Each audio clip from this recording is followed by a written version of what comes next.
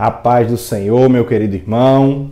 Estamos dando início a mais uma videoaula das lições bíblicas de adulto da CPAD, nesse terceiro trimestre do ano 2022, onde estamos estudando a revista que tem por tema os ataques contra a Igreja de Cristo, as sutilezas de Satanás nestes dias que antecedem a volta de Jesus Cristo. E hoje estaremos estudando a lição 7. Lição 7 que será estudada nas igrejas no domingo, dia 14 de agosto de 2022. A lição tem por título A Sutileza da Relativização da Bíblia. E na verdade, como a gente tem visto, Satanás ele tem arquitetado, planejado planos, para tentar tirar da mente do homem a ideia de Deus. E dentre esses planos não poderia ficar de fora os ataques contra a Bíblia, que é a palavra de Deus. Então é nela, na Bíblia, que Deus revela a sua vontade, a sua natureza e também o seu plano para a salvação da vida do homem. Então essa lição ela é de suma importância, porque a Bíblia ela é a base da igreja e também a sua regra de fé e de prática. A gente vê aqui no texto áureo que o autor ele utiliza o versículo de 2 Timóteo, capítulo 3, e versículo 16, que diz o seguinte: toda a escritura divinamente inspirada é proveitosa para ensinar, para redarguir, para corrigir, para instruir em justiça. E aqui a gente vê que ele fala para ensinar, ensinar, mostrar a verdade às pessoas. Redarguir, que na verdade aqui pode também ser entendido como repreender, de repreensão, para corrigir o erro, mostrando as consequências também desse erro, para que ele não seja cometido antes de se cometer. E também vem o corrigir, a correção dos erros cometidos para se adequar à vontade de Deus. E instruir, educar em justiça, mostrar a maneira justa, correta de se viver diante de Deus. Isso tudo, o ensino, a repreensão, a correção, a educação em justiça, tem o objetivo de fazer com que o homem de Deus ele seja qualificado, ele seja apto e equipado para realizar toda a boa obra, como está no versículo seguinte, que é o versículo 17. São versículos que estão até dentro da leitura bíblica em classe, que está em 2 Timóteo, no capítulo 3, os versículos 14 ao 17. É o texto que vai servir como base para a nossa aula de hoje. E aí a gente vê que, na verdade, o objetivo da palavra, o objetivo principal é que o homem ele seja transformado, é transformar a vida do homem. E aqui a gente vê, na verdade, em prática, que a Bíblia ela é a inspirada, inerrante e infalível palavra de Deus. Por isso, não podemos relativizá-la. Então, Deus, ele inspirou, ele moveu homens para que eles escrevessem a sua revelação. Por isso, a Bíblia ela é revelação escrita de Deus, a revelação especial. E a inerrância e a infalibilidade dessa revelação, ela pode ser vista aí através das evidências internas, onde nós vemos que na própria Bíblia, o Antigo Testamento e o Novo Testamento, eles comprovam a veracidade das Escrituras, e pode ser visto também através das evidências externas, onde a gente vê aí o cumprimento das profecias bíblicas, nós vemos as comprovações históricas e arqueológicas, e vemos também a evidência da experiência, que a gente vai tratar um pouco até a respeito desse assunto para colocar ela no lugar correto, para que ela não seja posta no lugar errado. Então aqui, eu já falei, a leitura bíblica em classe ela está em 2 Timóteo, no capítulo 3, dos versículos 14 ao 17. E na introdução, o autor diz o seguinte: não é novidade para ninguém que a Bíblia sempre sofreu ataques ao longo dos séculos. Em diferentes momentos e épocas, ela sempre houve algum levante contra a autoridade das Escrituras. Hoje não é diferente. Infelizmente, há quem afirme que a Bíblia precisa ser atualizada. Para ele, para as pessoas, a palavra está desatualizada nas questões sociais e comportamentais, ou, no mínimo, mal traduzida, mal interpretada, como eles falam, e, portanto, mal aplicada. E aqui o que a gente vai ter na aula de hoje é uma continuidade ao assunto da guerra cultural, como a gente já veio tratando aí, pelo menos nas duas últimas aulas. A gente tratou a respeito desse assunto, vem debatendo, trazendo algumas perspectivas, e a gente vê que há uma tentativa nessa guerra cultural de desconstruir os valores judaico-cristãos da sociedade.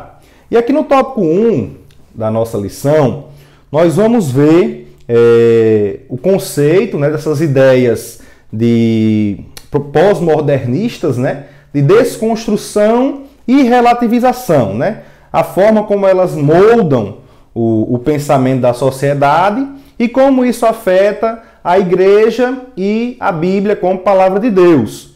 Já no tópico 2, nós vamos ver, com base nessas ideias, nesses ideais aí pós-modernistas, a construção da narrativa do politicamente correto, e essa narrativa como um elemento de uma cosmovisão contrária à palavra de Deus. Como a gente já falou, essa guerra cultural, na verdade, ela é uma guerra entre cosmovisões. A cosmovisão bíblica, a cosmovisão cristã, de acordo com a palavra de Deus, contra as outras cosmovisões que se levantam contrárias a ela. Então nós devemos estar cientes do que a palavra de Deus diz para entendermos essa cosmovisão bíblica, ou seja, sabermos interpretar o mundo ao nosso redor de acordo com o que a palavra de Deus diz e podermos estar preparados para nos defender dos ataques impostos pelas outras cosmovisões.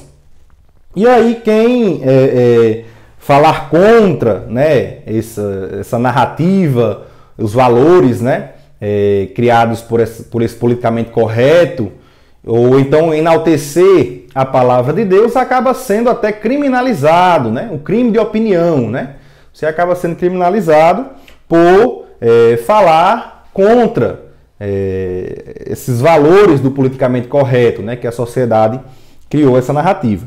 E aí no terceiro tópico nós vamos ver outras consequências também das ideias pós-modernistas, que nós veremos no tópico 1, da desconstrução e da relativização, do relativismo.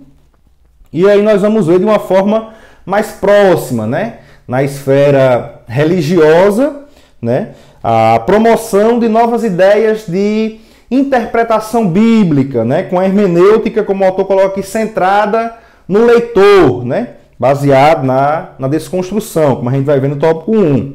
Uma proposta aí de mudar o significado ou ressignificar a Bíblia, a palavra de Deus. E aí, através disso, vão surgir novas teologias, como voltadas, vestindo aí, camisas como do marxismo, da homossexualidade, que a gente já viu nas aulas passadas, que são práticas contrárias à palavra de Deus, numa teologia feita aí da forma, interpretada da forma correta, a palavra de Deus interpretada da forma correta. E aí essas teologias elas vêm ganhando força no meio gospel, enganando muitas pessoas e na verdade, a pior sutileza que existe. Porque as pessoas elas acreditam que estão agindo da forma correta, e aí se elas estão agindo da forma correta, é de se pensar, por que eu vou deixar de agir dessa forma, se eu não estou errado? E então acabam indo rumo ali à condenação, porque acreditam nesses enganos ardis aí de Satanás. E no quarto tópico nós iremos afirmar a Bíblia como a revelada e inspirada palavra de Deus. Então, aqui no tópico 1, a Bíblia e o espírito desta era, né? Aqui vai falar a respeito da desconstrução e do relativismo, né? O ponto 1 e o ponto 2. Hoje eu vou fazer a leitura do ponto 1 e do ponto 2, são 4 tópicos na nossa lição, como eu já falei, e cada um com 2 pontos. Eu vou fazer a leitura do ponto 1 e do ponto 2, de algumas partes, né, do texto que o autor coloca aqui na lição, e em seguida a gente vai explanar, né, tudo junto, né? Tem apenas um objetivo, cada tópico a gente vai falar a respeito dos tópicos, né, no decorrer. E aqui o autor fala assim, diz assim: expressões como a era do vazio, pós-verdade, o fim das certezas, cultura líquida ou ainda desconstrução são formas diferentes para nomear o mesmo fenômeno cultural, denominado de pós-moderno, né? Esse novo modelo se contrapõe ao cristianismo, procurando desconstruir seu conjunto de valores ético-morais e espirituais. A consequência disso tudo é a relativização das escrituras. Dentro dessa nova configuração cultural, o relativismo é inevitável. Não há valores perenes ou eternos ou absolutos. Tudo é relativo. Por essa perspectiva, a Bíblia representa apenas mais um ponto de vista dentre vários outros. Então, o que a gente vê, na verdade, nessa pós-modernidade, né, que veio após a modernidade, e na modernidade o que prevalecia era o absolutismo, né? Então buscava-se uma metodologia, e essa metodologia ela levava até uma verdade, e essa verdade era tida como absoluta. E aí, no século XX, por volta ali da década de 1950, 1960, começaram a surgir alguns pensadores que eram contrários a essa ideia de absolutismo, né, de verdade absoluta. E eles criaram teorias, né, contrárias a isso, que serviram aí como base para o chamado pós-modernismo, né? E aí tem vários livros que falam a respeito desses filósofos. E nesse pós-modernismo impera o relativismo, né? Onde tudo é relativo, né? Não há espaço para uma verdade absoluta, né? Como a gente leu aqui que o autor colocou no texto da lição. E esses vários filósofos, né, que se viram, né, os seus pensamentos se viram aí como base para o pós-modernismo, a gente já falou a respeito de alguns deles aqui em aulas passadas, como Foucault, por exemplo. E hoje nós estaremos falando a respeito do método da desconstrução de Jacques Derrida, né? E aqui nós estaremos trazendo alguns pontos que estarão embasando, né, o que nós queremos falar a respeito da questão dos ataques contra a palavra de Deus, né? Como é que essa teoria, essa filosofia, ela ataca a palavra de Deus. Para ter um melhor conhecimento a respeito do assunto, né, você pode aí fazer uma pesquisa, né, a respeito de Jacques Derrida, né, da desconstrução, e está se inteirando melhor a respeito, né? A gente aqui vai trazer 3 pontos, né? Eu separei aqui 3 pontos para falar a respeito de como esse método, essa filosofia, essa teoria, ela ataca a Bíblia, né, a palavra de Deus. E aqui, esse método da desconstrução é uma tentativa de desconstruir a posição dominante. Isso aí envolve também instituições, né? E como instituições dominantes está, por exemplo, a igreja na sociedade ocidental, a cultura, o paradigma, quando Jacques Derrida criou ali a teoria da desconstrução, né? Deu início à criação dessa teoria da desconstrução, o paradigma cultural era o judaico-cristão, baseado na palavra de Deus. E aí ele tenta desconstruir essa posição dominante através da dúvida. Para Derrida, a dúvida era o princípio da sabedoria. Era o início. Para começar a se conhecer, era necessário ser cético, ter dúvida a respeito das coisas. E o que a gente vê é que, na verdade, Satanás, ele há muito tempo se utiliza desse método. E por meio da dúvida e da mentira, ele procura destruir, desconstruir a verdade, aquilo que está estabelecido como correto. a gente vê que ele fez isso daí já lá em Gênesis, né? Lá no Jardim do Éden. E ali, no capítulo 3, a gente vê o seguinte, no versículo 1 e no versículo 4. Diz assim o versículo 1. Ora, a serpente, que no caso aqui é Satanás, era mais astuta que todas as alimárias do campo que o Senhor Deus tinha feito. E esta disse à mulher: é assim que Deus disse, não comereis de toda a árvore do jardim? Então você vê aqui a primeira pergunta para colocar a dúvida ali na cabeça da mulher, né? É assim que Deus disse, né? Ou seja, já tentando ali colocar uma dúvida a respeito daquilo que Deus havia falado, né? Não comereis de toda a árvore do jardim. Então você vê aqui que ela vai pelo lado negativo, né? Não comereis de toda a árvore do jardim, porque Deus disse, comerás de toda a árvore do jardim, exceto da árvore do conhecimento do bem e do mal. Então eles poderiam comer de todas as árvores que havia ali, menos da árvore do conhecimento do bem e do mal. O lado positivo. Mas ali Satanás ele vai pelo lado negativo, né? Tentando ali fazer uma distorção da palavra de Deus, né? Não comerás de todas as árvores do jardim. E aí no versículo 4 você vê a mentira, né? Então a dúvida e a mentira fazem parte do plano que Satanás utiliza para fazer o homem se afastar de Deus. E aí no versículo 4, então, a serpente disse à mulher: certamente não morrereis, né? De acordo ali com o que Eva havia falado, né? Que Deus havia dito para eles não comerem do fruto, né? E aí a serpente vai e distorce ali a palavra de Deus. Nós vemos também no Novo Testamento, no caso da tentação de Jesus, quando Satanás vai ali tentá-lo no deserto. E aqui no capítulo 4 de Mateus, no versículo 3, diz o seguinte: e chegando-se a ele o tentador, disse: se tu és o Filho de Deus, manda que estas pedras se tornem em pães. Então você vê, se tu és o Filho de Deus, né? Ou seja, colocando ali em dúvida a divindade do Senhor Jesus, né? Então você vê que o inimigo ele vem tentando colocar essa dúvida. Até o próprio Senhor Jesus ele tenta colocar ali essa dúvida, né? Vem com a dúvida sobre ele. Mais uma no versículo 6. E disse-lhe: se tu és o Filho de Deus, lança-te daqui abaixo, né? Então você vê ele até utilizando a palavra para distorcer, né? Ele utiliza a palavra para distorcer num contexto, né? Diferente, distorcendo a palavra para poder atacar, né? Onde ele diz: porque está escrito, né? Então o inimigo ele conhece bem a escritura, né? Que aos seus anjos dará ordem a seu respeito e tomar-te-ão nas mãos para que nunca tropeces em pedra alguma, né? Tentando distorcer a palavra de Deus, utilizando um texto fora do contexto, interpretando de forma errada. E isso ele é bem sagaz em fazer.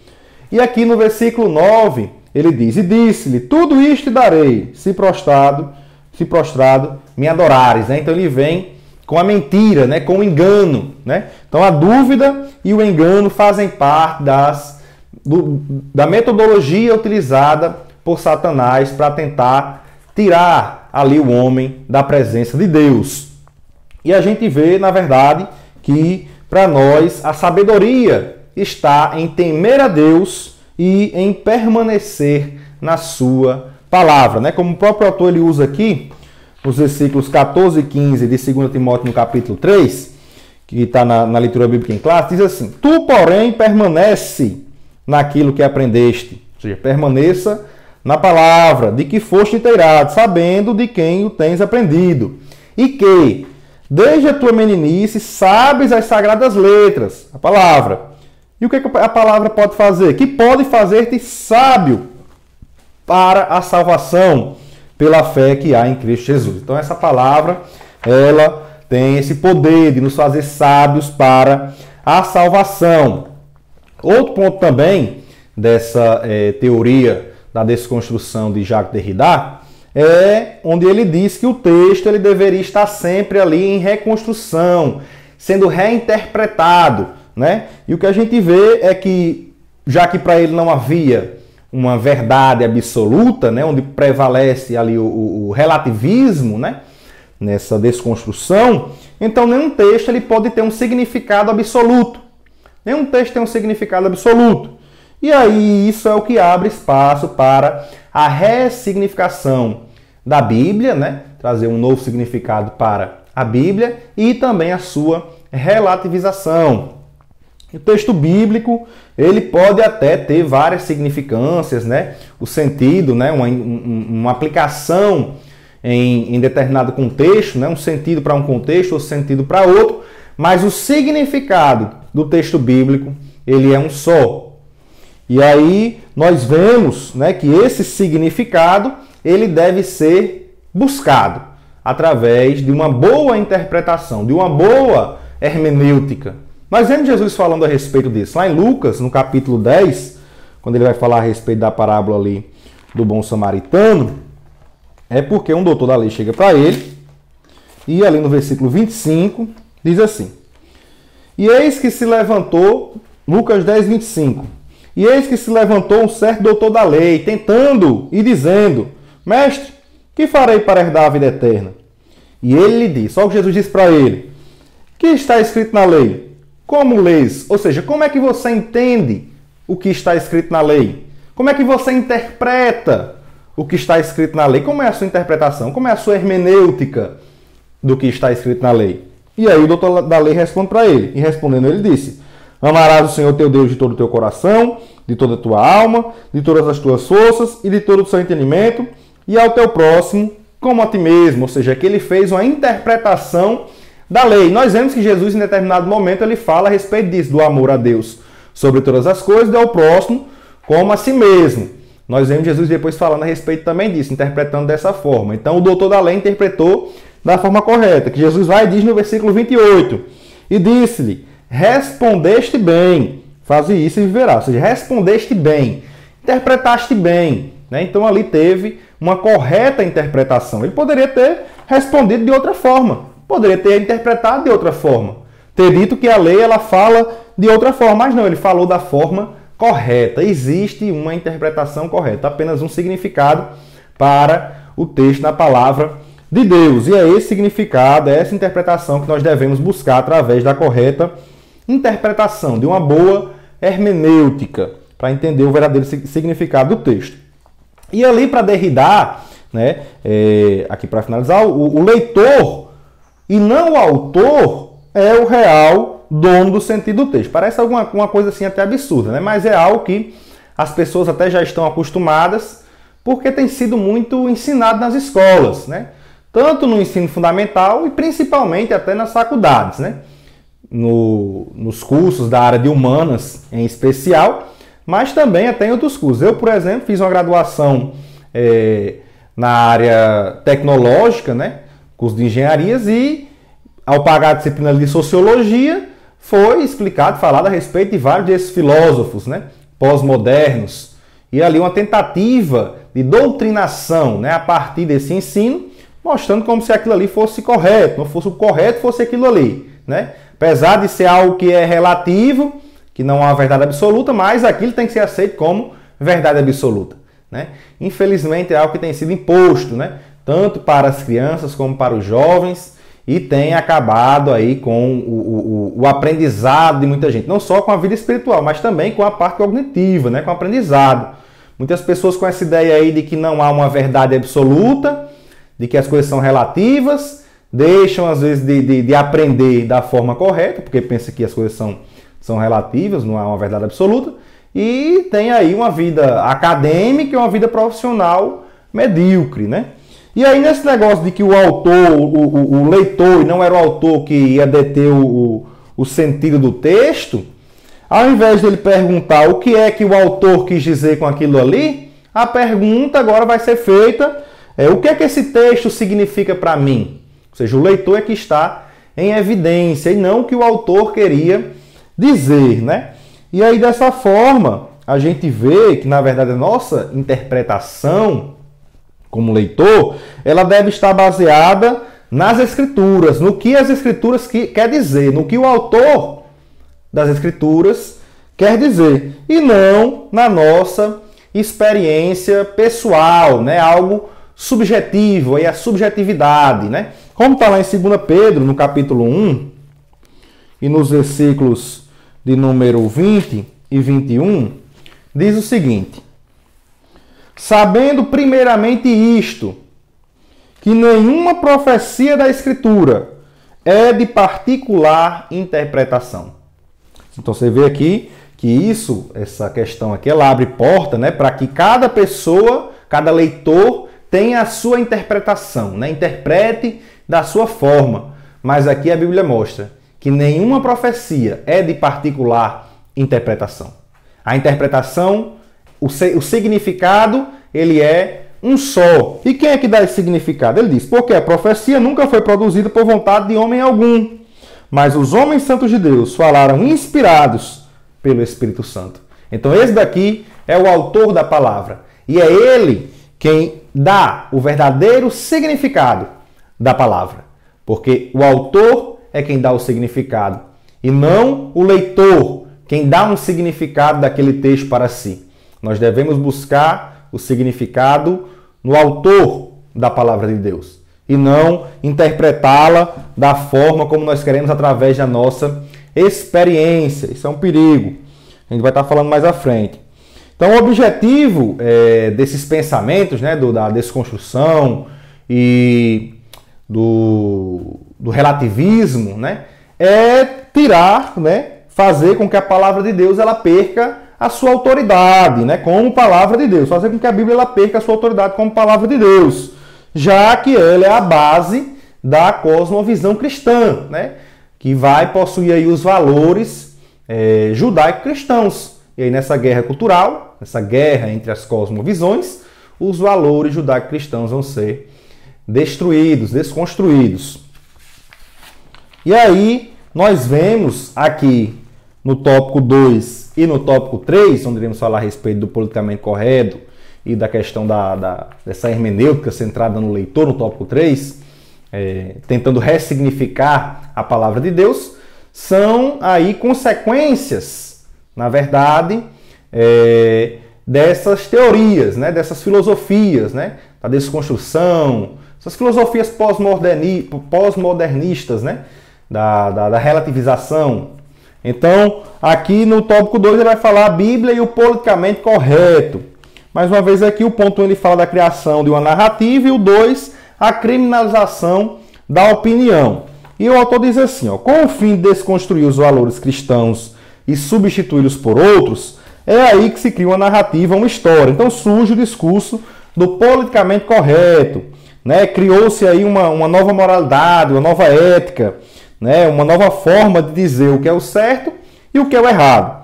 E aí, através desse novo modelo, está correto se fazer aborto, proibir a leitura da Bíblia em espaços públicos, e dentro dessa narrativa do politicamente correto, não há espaço para a Bíblia, para a palavra de Deus.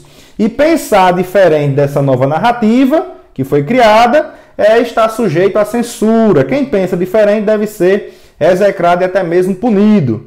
Como eu estou dizendo aqui, no mundo todo nós vemos sites cristãos conservadores sendo censurados e banidos.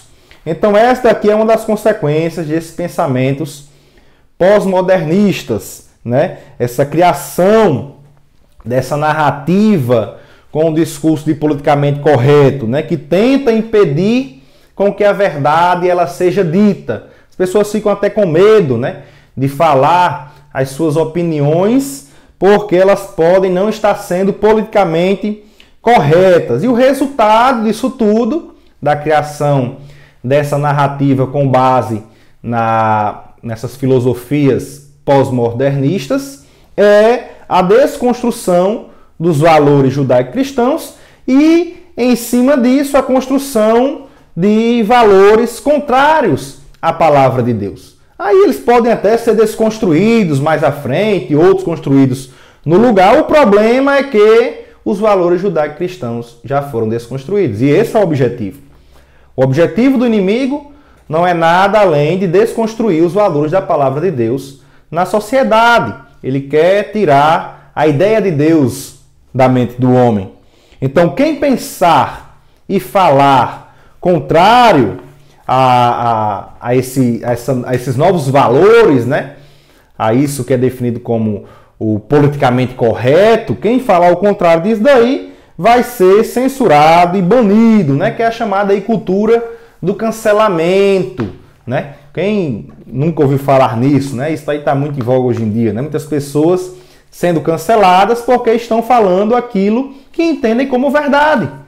Então eu não posso mais falar da palavra de Deus, porque se as ideias contidas na palavra de Deus são contrárias às ideias que alguém possui, aí eu já sou taxado como homofóbico, como fascista, como genocida, e aí acabo sendo banido pela sociedade.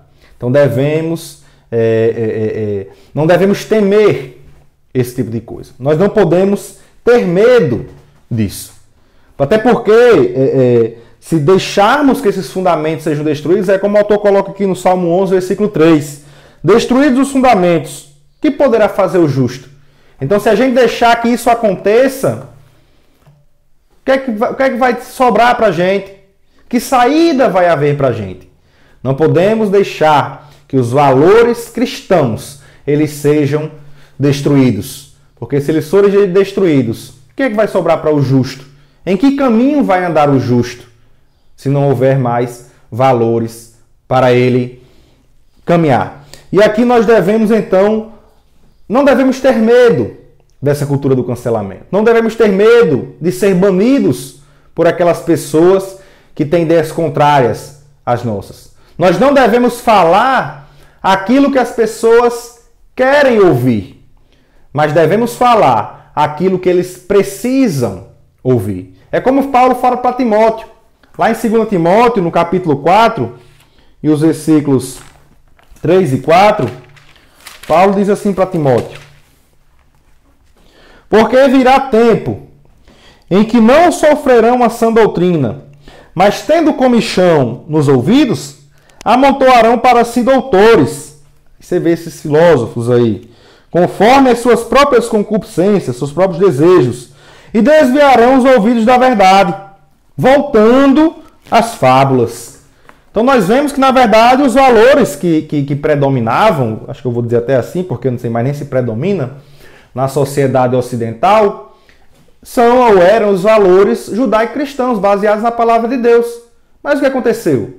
Vieram esses pensadores, aí, se denominando de filósofos, né, com suas filosofias, e criaram paradigmas contrários à palavra de Deus, que atacavam a palavra de Deus, destruindo a palavra de Deus.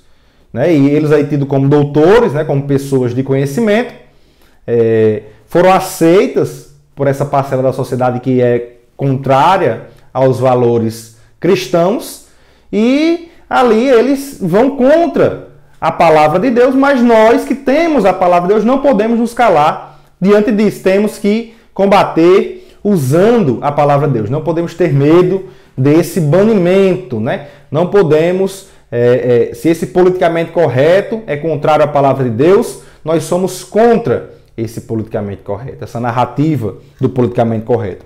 E aqui no tópico 3, o autor traz a Bíblia e outro evangelho, né? Como outra consequência aqui também dessas filosofias pós-modernistas, né?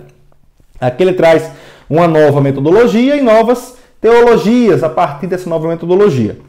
E o autor diz assim: dentro da cultura pós-moderna, do politicamente correto, surge a necessidade de ressignificar a Bíblia, dar um novo significado à Bíblia, para que fale a mesma língua dentro dessa nova configuração cultural. Surge aí a necessidade de criar uma nova metodologia no processo interpretativo do texto bíblico. É o que os exegetas denominam de hermenêutica centrada no leitor. O autor bíblico, o Espírito Santo no caso, deixa de ter importância. Assim surge, portanto, outro evangelho, né, conforme Paulo falou ali para os Gálatas, né, que esse evangelho seja anátema, né, que vier além daquele que foi pregado. E aí, esse outro evangelho, ele também possui aí a sua própria teologia, né? Surge aí o evangelho social, dentro do contexto evangélico, aí o marxismo, né? Ele vai ganhar uma nova roupagem.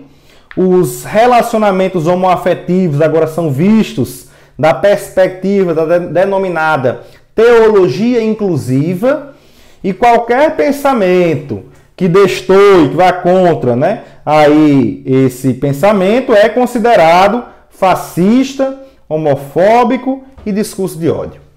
Então, o que nós vemos aqui, né, isso daqui como outra consequência desses pensamentos pós-modernistas, do relativismo, da desconstrução, é a tentativa de impor um novo significado à Bíblia, de ressignificar a Bíblia, né, com uma nova metodologia de interpretação, uma hermenêutica agora centrada no leitor e não mais no autor, né, como a gente falou lá na desconstrução de Jacques Derrida. E eles tentam, né, ali, através dessa nova metodologia, adequar a palavra de Deus a essa nova configuração social, né, alegando que a Bíblia ela foi mal interpretada. Né? De acordo com a história, a Bíblia ela foi mal interpretada, tem erros de tradução na Bíblia, né, envolvendo as questões comportamentais da homossexualidade. E outros, além disso, também dizem que a Bíblia ela tem muitos mitos, né? A Bíblia está cheia de mitos, a começar lá pela criação, né? Dizendo que lá no Gênesis, na criação, aquilo ali é no sentido figurado, aquilo ali é uma mitologia. Mas nós vemos que o Senhor Jesus, lá em Mateus, no capítulo 19, nós falamos isso na aula passada, em aulas também anteriores, lá no capítulo 19, versículos 4 e 5, ele fala, no princípio, não ouvistes que no princípio o Criador, os 6, então ele repetindo, utilizando-se de versículos ali, lá da criação, lá do início de Gênesis, mostrando que aquilo ali não é um mito, mas sim um fato. Então a palavra de Deus, ela não é uma mitologia, ela é factual, ela é um fato. Então isso faz, né, esses pensamentos, essa tentativa de ressignificar a palavra de Deus, essa utilização de uma nova metodologia para interpretar, essa hermenêutica centrada no leitor, faz com que surjam novas teologias, né? Teologias que se adequam aos comportamentos das pessoas, como a gente já viu aí no caso, em aulas anteriores, a teologia da libertação, né? Em que há ideias comunistas, ideias marxistas ali. Há também a teologia inclusiva, né, que apoia aí o comportamento homossexual, né, não diz que o comportamento homossexual é contrário à palavra de Deus, né? Para eles, ali é uma má interpretação das Escrituras. Nós falamos disso já em aulas anteriores, né? Quem quiser se inteirar um pouco a respeito do assunto, é só ir aí na playlist do terceiro trimestre de 2022. E na aula 3 nós falamos a respeito dessa teologia inclusiva e na aula 5 falamos da teologia da libertação. Então, nós vemos que, na verdade, quem se opõe vai ser taxado aí como homofóbico, propagador de discurso de ódio, antiquado, fascista, né? Eles dizem que essas pessoas aí, elas são tudo isso, né? Por quê? Porque a ideia delas é contrária à ideia da Bíblia, né? Se a gente for com o ideal bíblico para essas pessoas, elas vão dizer que nós somos tudo isso, né? Homofóbico, fascista, porque estamos contrários à ideia deles. Então o que a gente vê é que vários falsos mestres, isso é dentro da igreja, meus irmãos, isso não é fora da igreja, não, é dentro de uma igreja, né? Igreja entre aspas, vamos colocar assim, né? Uma igreja, né, que dizem-se ali cristãos, né, que seguem a palavra de Deus, claro que interpretada de forma distorcida, né, que eles dizem ser a forma ali correta, e esses falsos mestres aí que se denominam teólogos, pastores, influenciadores dentro da igreja, eles utilizam essa hermenêutica de Satanás, né, essa hermenêutica do diabo, né, centrada aí no leitor e não no autor da palavra, e traz aí dúvidas à mente das pessoas, como a gente já viu, né? Esse é o método que Satanás utiliza, trazer dúvidas, trazer a mentira à mente das pessoas para que elas se distanciem da palavra de Deus e assim a ideia de Deus seja retirada das suas mentes, né? Porque a palavra de Deus é o que nos revela o Criador, né? A Bíblia ela é a revelação. Nós vamos ver isso aqui no quarto tópico, né, rapidamente. A Bíblia ela é a revelação de Deus para a humanidade, né?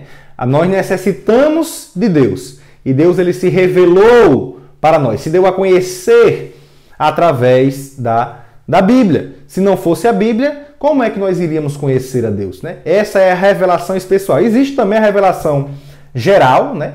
Deus ele se revelando através da natureza, né? Nós vemos isso, Paulo falando aos Romanos, né? Essa revelação geral, mas a revelação específica, a revelação especial de Deus, né? Onde ele mostra ali a sua natureza, a sua vontade, o seu plano de salvação para a vida do homem, é na palavra escrita, né? E o autor é Deus. O autor é Deus e nós não podemos pensar que ela deve ser interpretada a partir da perspectiva do leitor. E aí o inimigo ele tenta colocar, né, através desses falsos mestres, muitas dúvidas na mente das pessoas. Como, por exemplo, dúvidas sobre Deus, sobre Jesus, sobre o Espírito Santo, sobre a igreja, sobre a Bíblia. Existem muitas dúvidas a respeito dessas coisas que o inimigo tem colocado no meio da igreja.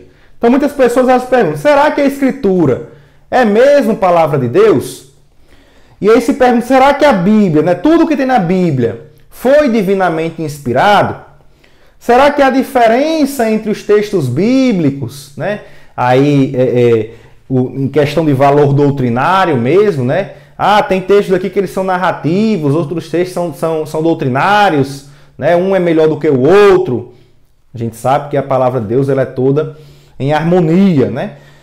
E muitos ainda se perguntam, né, se o Antigo Testamento, isso é uma pergunta que acontece bastante, né? O Antigo Testamento, ele tem o mesmo valor que o Novo Testamento, né? Muitas pessoas ficam com essas dúvidas em sua mente e colocadas ali pelo inimigo na tentativa de tirar a autoridade da palavra de Deus, para que a pessoa desacredite da palavra de Deus.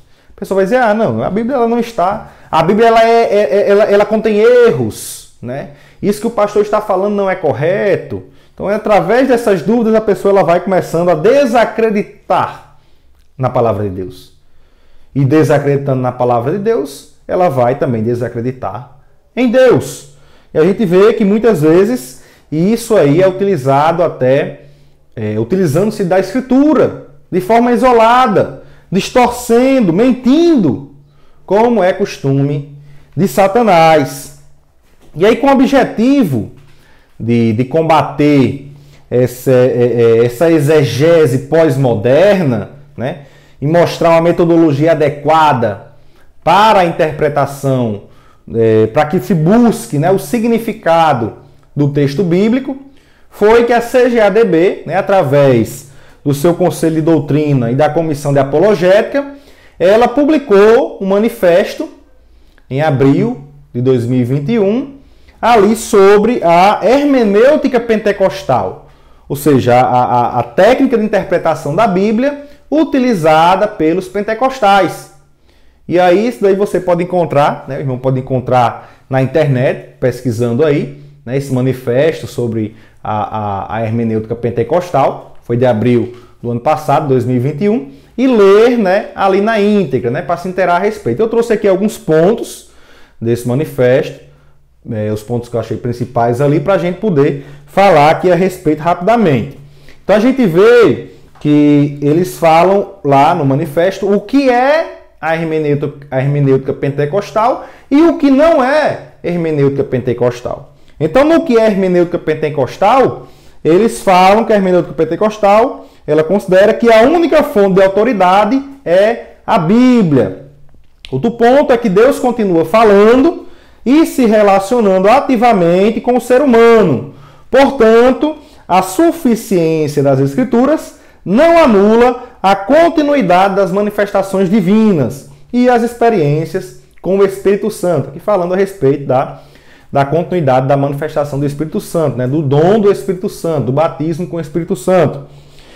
Só que essa experiência pentecostal, ela deve ser submetida às Escrituras, né, tudo sob a dependência e iluminação do Espírito Santo, né, que aqui eles chamam de hermenêutica do Espírito Santo, né, hermenêutica pentecostal, hermenêutica do Espírito Santo.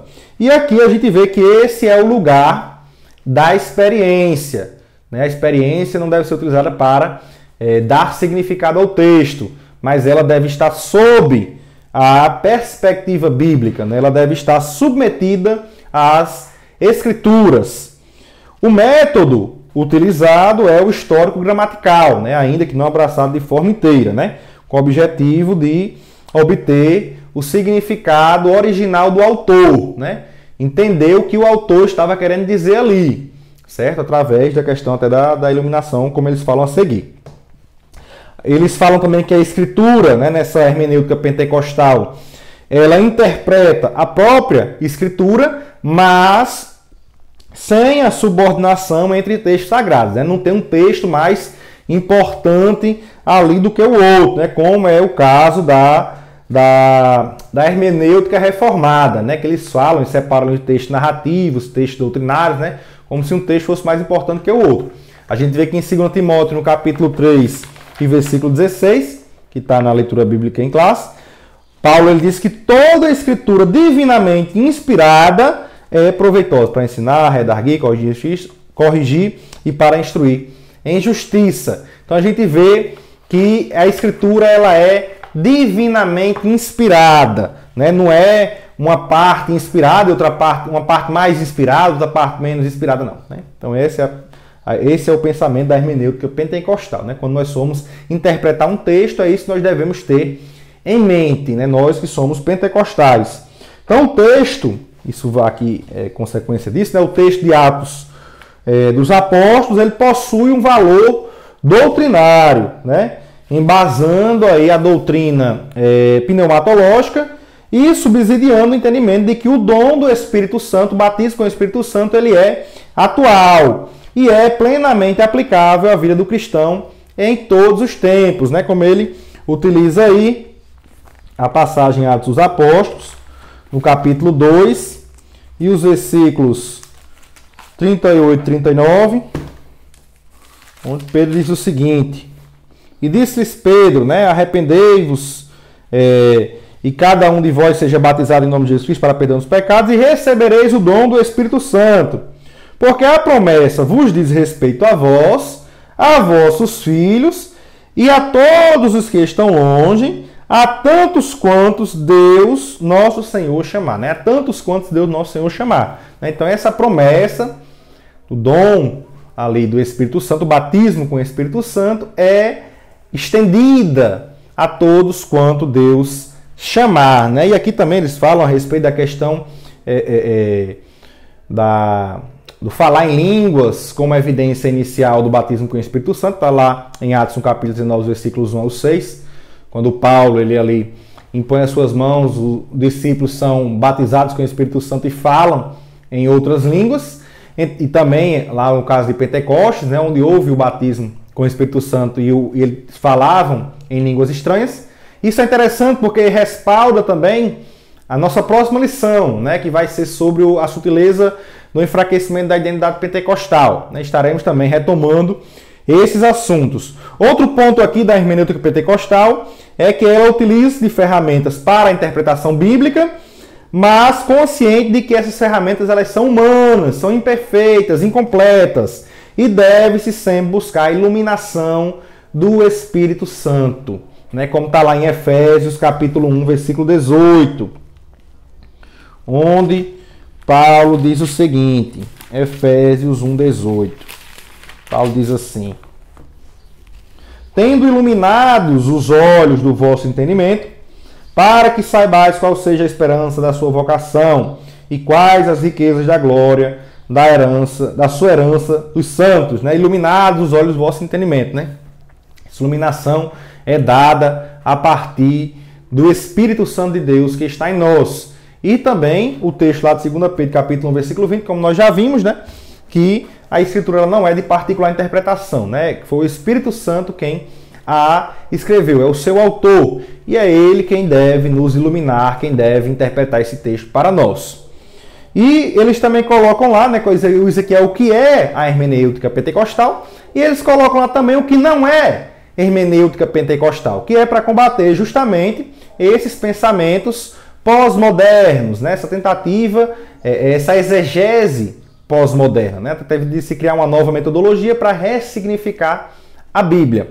E o que não é hermenêutica pentecostal? E aqui eles colocam os métodos hermenêuticos pós-modernos, né? Focados no leitor e não no autor e no texto, e que empresta à experiência um lugar que não cabe a ela no processo interpretativo. Né? Dão a experiência um lugar que não cabe a ela. Né? Não é a experiência quem vai determinar o significado do texto. Né? Não é a experiência do leitor que determina isso, e sim o próprio autor, quem tem que dizer qual o significado daquele texto, o que é que aquele texto quer dizer. E aí, o que não é também hermenêutica pentecostal, né? Eles não abraçam, né, de forma absoluta o método histórico-gramatical, que cria um cano dentro do cano, como a gente falou, né, tentando colocar um texto como mais inspirado do que o outro, né?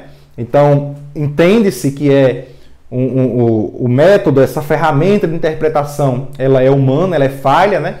E nesse sentido, não é abraçado de forma absoluta, o método histórico-gramatical, apesar de ser utilizado, mas não se entende que há uma parte mais inspirada do que outra. A Bíblia ela é toda inspirada por Deus.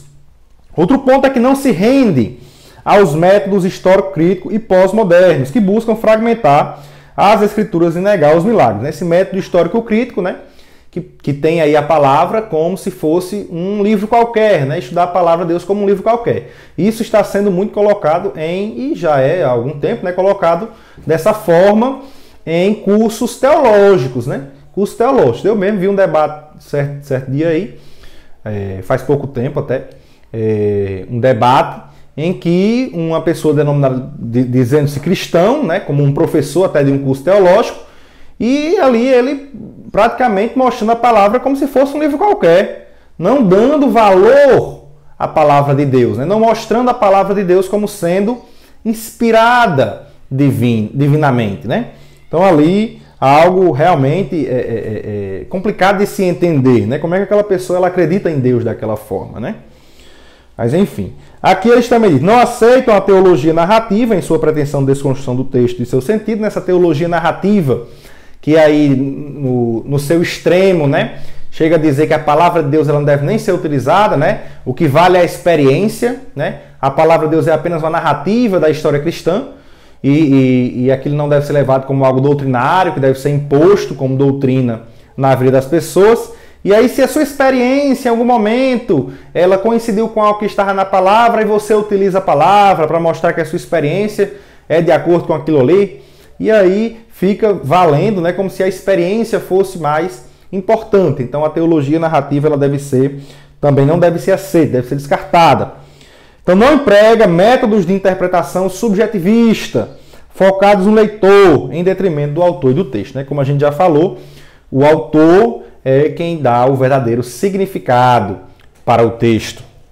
Então, aqui, meus irmãos, no tópico 4, vamos falar a respeito da Bíblia sempre a atual palavra de Deus, né? Como a gente viu aqui, ataques, né, a palavra de Deus, né, devido a essas filosofias pós-modernistas, né?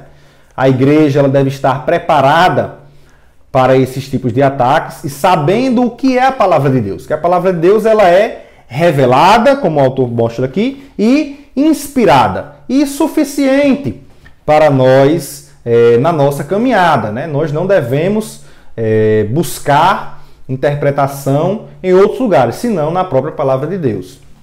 Então aqui ele diz que ela é revelada por Deus e para o cristão a Bíblia é um texto antigo com a mensagem atual. A Bíblia é a revelação de Deus à humanidade. Deus se revelou nas páginas da Bíblia. Qualquer tentativa de ressignificar ou atualizar a Bíblia, fazendo com que ela se ajuste a essa cultura contemporânea, deve ser rejeitada e vista como uma heresia, né? Então, se você vê isso aí sendo colocado diante de você, rejeite esse tipo de pensamento.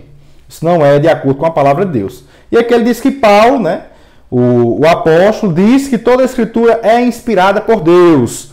Alguém pode receber de Deus alguma iluminação para dizer ou escrever algo, mas ninguém pode dizer que foi inspirado por Deus da mesma forma que os escritores bíblicos foram. A questão aí é agora da iluminação com a inspiração, né? Isso é o que faz a Bíblia ser diferente como obra literária, né? Então aqui a gente vê que a Bíblia ela é revelada, onde Deus comunica ali a sua vontade, a sua natureza e o seu plano para a salvação da vida do homem. A Bíblia ela é inspirada e nós vemos Deus ele movendo homens para escrever a sua revelação. E a Bíblia também é iluminada pelo Espírito, onde Deus ele explica ao homem a sua revelação. Então você vê isso em texto, como a gente já leu aqui, que está em 2 Timóteo 3, 16 e 17, a Bíblia como sendo divinamente inspirada, e lá em 2 Pedro, no capítulo 1, versículos 20 e 21, mostrando que ela é inspirada pelo Espírito Santo de Deus e não é de interpretação particular, deve ser iluminada pelo Espírito Santo para que possamos compreendê-la, compreender o seu verdadeiro significado. Então vemos que há aí uma diferença entre a iluminação e a inspiração. Até porque na revelação Deus comunica a sua revelação. Comunica a sua palavra, né, na revelação. Na inspiração, Deus move homens para escrever a sua palavra. Já na iluminação, Deus explica a sua palavra. Então, na inspiração, Deus moveu homens para escrever. Ali, no cânon das Escrituras Sagradas, Deus moveu homens inspirados pelo seu Espírito Santo para escrever a sua revelação ao homem, que é suficiente para salvá-lo. Portanto, qualquer iluminação que nós recebemos da parte de Deus, muitas das vezes o sentido, a aplicação, ela é em um contexto de uma forma, em outro contexto de outra. Mas aquele sentido, aquela aplicação da palavra de Deus, ela não pode ser considerada como significado. Não podemos pegar aquela aplicação e trazer para dentro da Bíblia. Nós temos que pegar aquela aplicação e comparar à luz das Escrituras.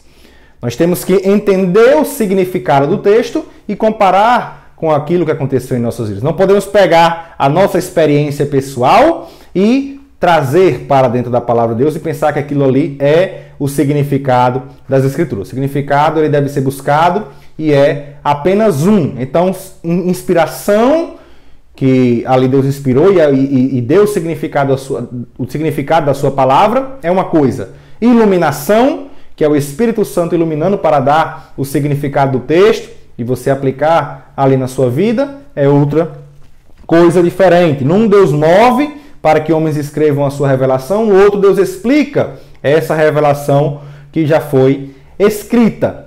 E aqui nós vemos as implicações da inspiração plena das Sagradas Escrituras. Primeiro, a palavra como infalível. Então, a palavra ela é infalível. A palavra de Deus não falha. As interpretações podem falhar, mas a palavra não falha. Por isso, deve-se buscar uma boa hermenêutica para interpretar da forma correta e encontrar o significado correto do texto.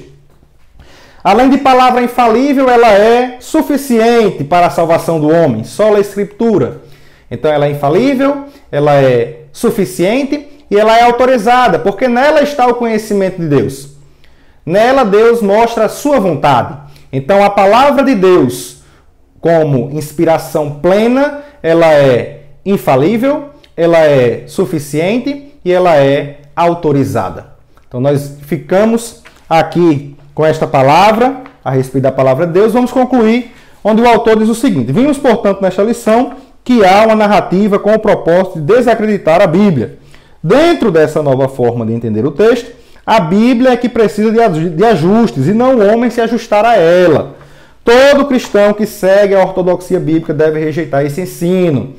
Não podemos rejeitar o que ensina a ortodoxia cristã ou trocá-la pelas novas teologias. A Bíblia é a palavra de Deus e por isso sempre será atual e sempre será relevante para a humanidade. Na próxima aula estaremos estudando a respeito da sutileza do enfraquecimento da identidade pentecostal. Então, se você ficou até aqui, acredito que você gostou desse vídeo. Deixe aí o seu joinha, compartilhe com seus amigos, com seus familiares, para que também sejam edificados na palavra de Deus. E não se esqueça, neste domingo participe da Escola Bíblica Dominical. Que Deus abençoe a todos em nome de Jesus.